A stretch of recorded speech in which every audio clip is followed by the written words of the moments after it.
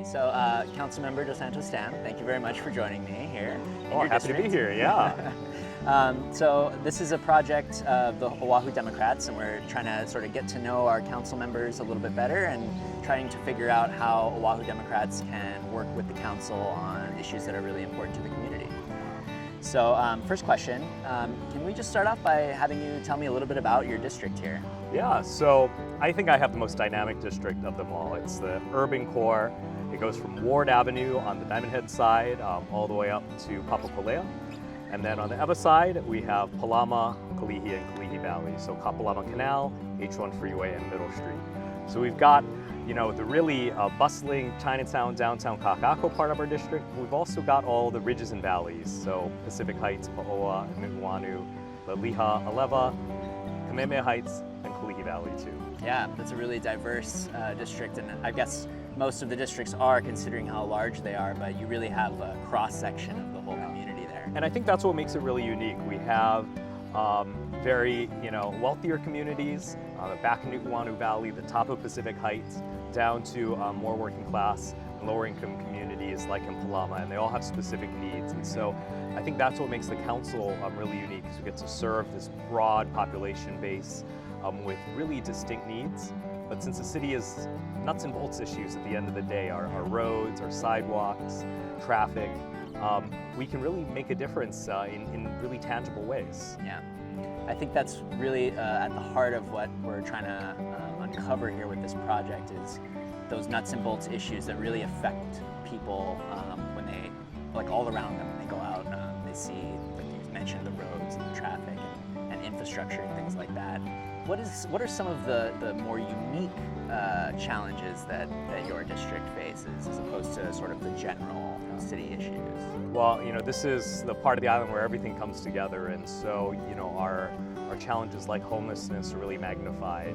Everybody has to come downtown and sees the magnitude of our homeless issue. Chinatown is in some ways kind of a magnet for homelessness and crime and drug use and other issues.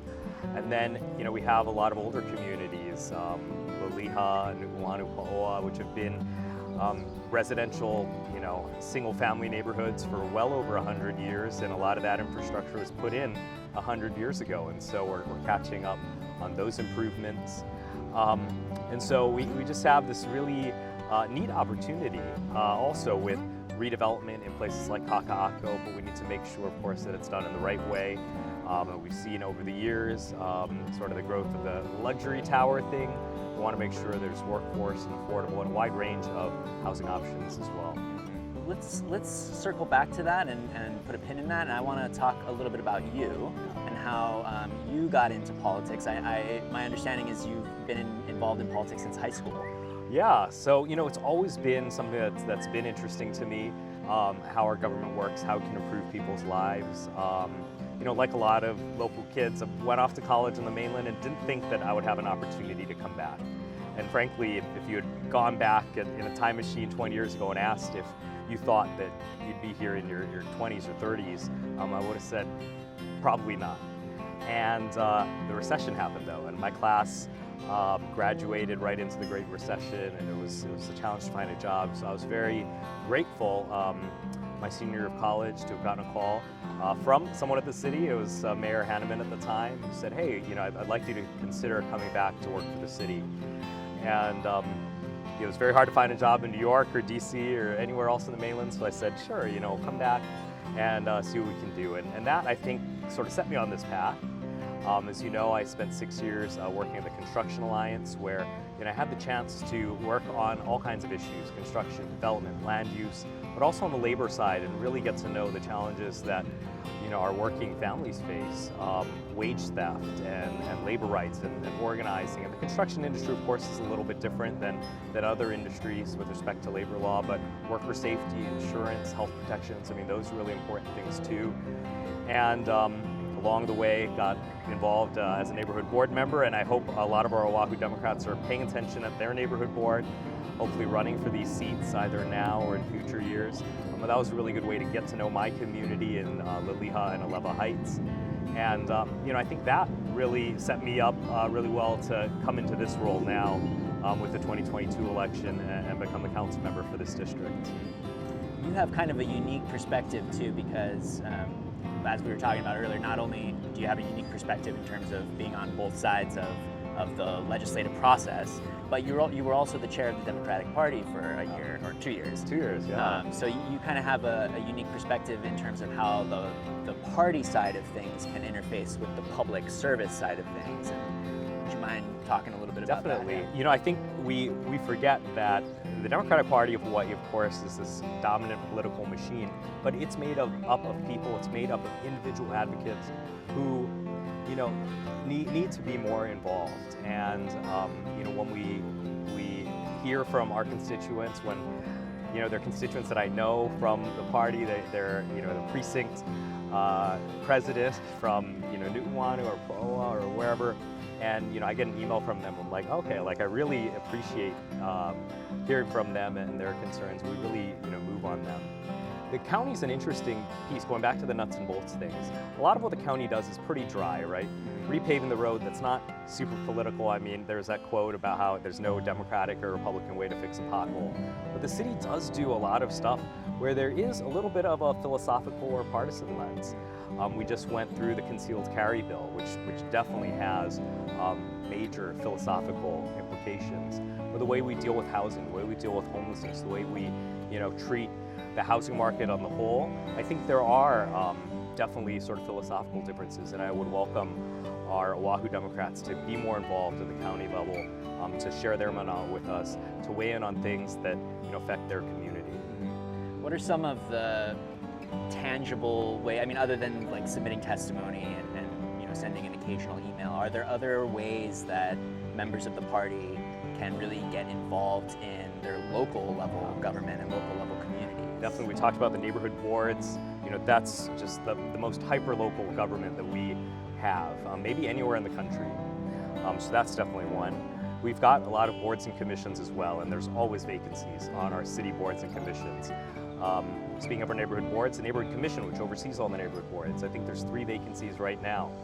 You know, we've got our parks commission, we've got all kinds of things in our city government, and we're always looking for good people to volunteer for that. And then, you know, it's just speaking up, and it doesn't necessarily mean testifying, it doesn't mean necessarily going through that whole thing and waiting to have your 3 minutes at the podium. But send us an email, let us know what your thinking is. As we were going through the concealed carry bill, we got a bunch of emails from dedicated people, many names are recognized within Democratic Party activism, and I really appreciated just having their thoughts and saying, hey, we want to keep, you know, our community safe, we want our hospitals to be sensitive place, we want schools, we want all these areas to be covered within this bill.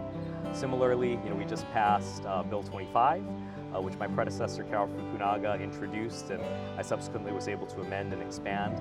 That creates an anti-bias and anti-discrimination policy. You know, we see all around the country, you know, trans lives under attack. The rights that our LGBTQ community has gained over the past 20 years being really eroded, and on the city side it was important to pick that up and really make an affirmative statement that we're with you and protecting you. So even though we do the nuts and bolts stuff, there are things that do, you know, matter beyond just our roads and our sewers and all of that. There are ways that our city government can impact people's lives. Absolutely. Okay, so there's this sense among folks in the party at any rate, and I don't know how much this permeates down to council members, but the sense in the party that people are maybe feeling a little disillusioned with Democrats. And I know the council is nonpartisan, but how can Democrats show the community, our values, because I think our values are spot on and really resonate universally with most people, but also just show that we're there for people and that we're committed to bettering Hawaii and that we're not just in it, you know, for ourselves. Yeah. You know, I think the counties have this really good opportunity to showcase this because, you know, a bill at the county level, we're year-round, so you can introduce a bill at any time, and it takes only 3 months for a bill to get passed, and it only takes 2 months for a resolution to get passed. Over, you know, across Punch Bowl Street from us at the state capitol, you got to wait a whole year, you know, if your bill dies for it to come back. And sometimes it takes multiple sessions. But at the council, you can have an idea and it can become law. In fact, my first couple of bills that I was able to introduce after being sworn in are coming up, you know, next week to be passed and to be signed into law. I mean, it's that quick. And so, I think on the county level, if we show that we have, housing policy ideas that are going to make things more affordable, that are going to make sure that our renters in particular are taken care of. If we're able to do these things in a quick way, we can show it. I know, across the street, there's sort of big picture policy things that they're working on, and I get that. But, when it comes to delivering services on the county level, when it comes to our zoning and land use, we can make these changes. Similarly, we have a lot of, working families who have to commute. We got to deal with our traffic. Families want to enjoy our public spaces, our parks. We're going through the budget process right now. This is an opportunity for us also to showcase, what we mean when we say these public services should be for everyone. They should be high quality so everyone can enjoy it. It's not one neighborhood has something that's really nice and another neighborhood has to wait. We want to show that we're doing this in a fair way and we're at least taking this fair approach. With limited resources, not everyone might get it, every single year, but at least we can, treat everyone fairly and every neighborhood fairly. Great. Any final thoughts or things you want to share with the Oʻahu Dems? I mean, I would really encourage the Oʻahu Democrats to come down to the City Council. If there is a bill that's of interest to them or an idea that they have, share it with us. We've got 6 Democrats on the council who would love to engage with them, to hear their ideas and see how we can put it into action. It might not be in exactly the format that any one of our members thinks of, but we can take that idea and run with it and see how we can make it work. We don't have all the ideas at Honolulu Hale here, and it's going to take everyone in the community to come together and share that. Thank you so much. Thank you.